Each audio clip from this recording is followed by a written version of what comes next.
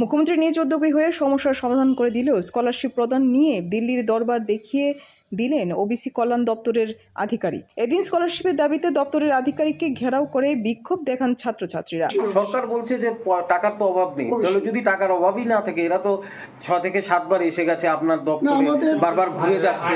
আমাদের দপ্তরে আমাদের মিনিস্টার পর্যন্ত এবং আমাদের মাননীয় মুখ্যমন্ত্রী ম্যাটারটা জানেন, উনি এটাকে সলভ করে দিয়েছিলেন।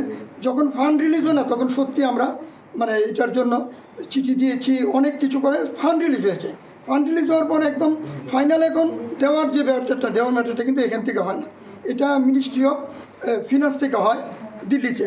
ওইখানে ওনাদের কি টেকনিক্যাল প্রবলেম আছে আমরাও সবটা বুঝতে পারছি না, অথবা সবটা আমাদের, কিন্তু এখানে কোনো সমস্যা নেই এটা আমি বলতে পারি।